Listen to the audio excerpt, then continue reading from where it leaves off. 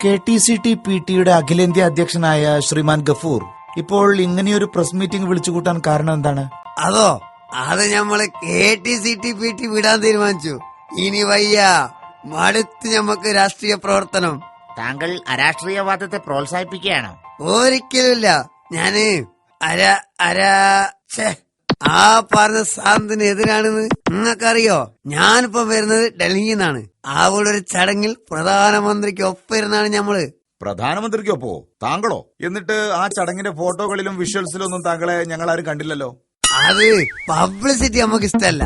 അതുകൊണ്ടാണ് ഞമ്മള് ഫോട്ടോഗ്രാഫറുടെ മുന്നിൽ നിന്നു കൊടുക്കാത്തത്. എന്നാലും പ്രധാനമന്ത്രിയുടെ ഒപ്പം ഇരിക്കുമ്പോ താങ്കളും കൂടെ ഉൾപ്പെടേണ്ടതാണല്ലോ. എന്റെ പൊന്നു സുഹൃത്തെ, ചടങ്ങിൽ പ്രാർത്ഥന ചൊല്ലിക്കഴിഞ്ഞപ്പോ ഞാനും പ്രധാനമന്ത്രി ഒപ്പമാണ് ഇരുന്നത്. പുള്ളി വേദിയിലും ഞമ്മള് സദസ്സിലായി പോയി എന്നുള്ള ചെറിയൊരു വ്യത്യാസമേ ഉള്ളൂ. ഇരുന്നത് ഞങ്ങൾ ഒപ്പം തന്നെയാണോ?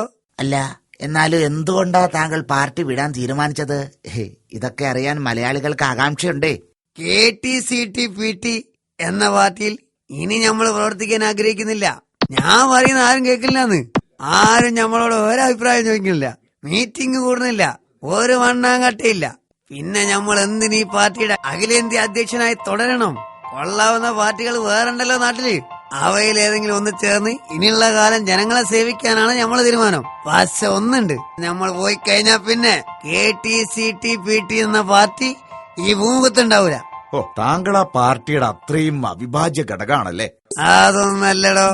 ഇപ്പോ KTCT-PT എന്ന പാർട്ടിയിൽ നേതാവും അണിയൊക്കെ ആയിട്ട് ഞമ്മള് മാത്രമേ ഉള്ളൂ.